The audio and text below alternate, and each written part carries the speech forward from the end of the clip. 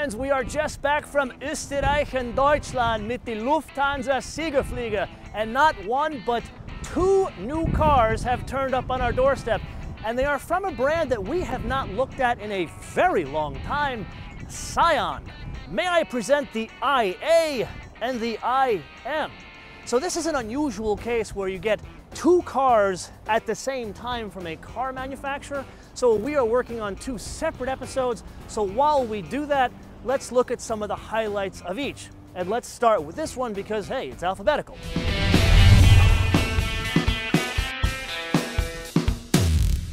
So this is interesting for a couple of reasons. This is really the first fruits of a partnership between Toyota and Mazda. So effectively, this is a Mazda 2. It is built in Mexico. So there is some goodness under here that translates from Mazda over to Scion, and that is this engine. Basically, this engine, it's got all of the suite of technologies of Skyactiv. Obviously, they can't use the term Skyactiv, so I guess let's call it day active. And basically what that means is, and you remember me and Gene went over this a while ago, you should look at that episode, it means much fancier pistons that translate to a compression ratio that turn into something very good for driving dynamics, which we will cover in the full episode, so make sure you come back for that. This is 106 horsepower and 103 pound-feet of torque. Now, let's press on to the IM. This is a C-segment car, so this would compete against Toyota's own Corolla, Focus, what else do we have in that? Mazda 3, cars like that. This is the Scion IM. Now let's get to the important parts of this one, and let's see where this hood release is. So this is a bigger engine. This is a 1.8, and this one is 137 horsepower and 126 pound-feet of torque. Now we're going to talk about some of the power delivery of this engine in the full episode, but there are three other interesting things to point out about the IM. Number one, this is not so much a hatchback Corolla, and that's really important because the suspension pieces, they're actually shared with the TC. So that means this has got a double wishbone suspension, and we're going to spend a lot of time in the full episode talking about how that affects the driving dynamics of this C-segment hatchback 5-door car.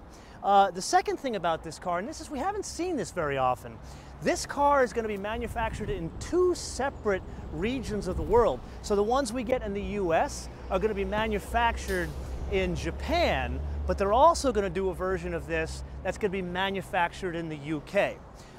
Now, there's a third thing, and it kind of really applies to both cars. If you guys remember from the olden days of Scion, when they first came out, there were two things that they really focused on. Number one is it's a one price for all, so you don't have to worry about dickering on the price.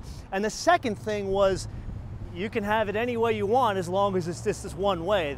Basically the choice is color and transmission, and that is it. Now granted, that doesn't work out well for people like me that want sunroofs in cars, but it works out for pricing.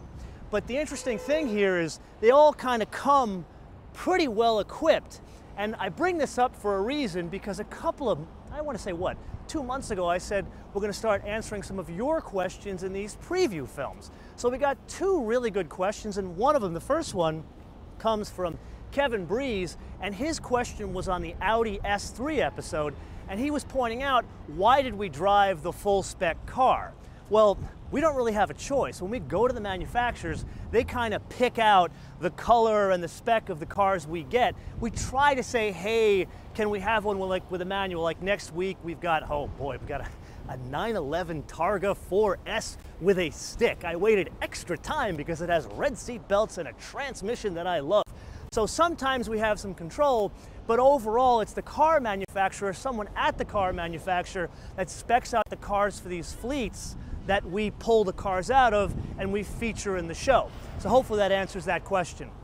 The next question came from Ken Schultz, and that was on a Mercedes episode. Oh boy, I still dream of that S65 coupe.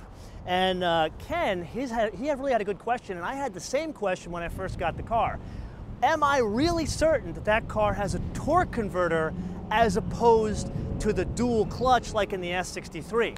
Well, Ken, I actually had the exact same question when I was looking at all the materials on that car, because they say 7G and 7G when you look at all the specs with two cars, but in the S63 specs, they go on and on and on about the clutch and the two clutches and the fast shift and all that kind of stuff, but they never talk about that in the S65 spec sheets. So I actually called the folks at Mercedes and said, hey, what's the difference between these two transmissions? And what came up was there was indeed a torque converter in the 12-cylinder, and the answer was they just didn't have a dual clutch system that could keep up with the torque. I mean, 738 pound-feet of torque coming out of a 12-cylinder engine. You need a little extra, I guess, support for that, and that accounted for some of the weight difference of that car.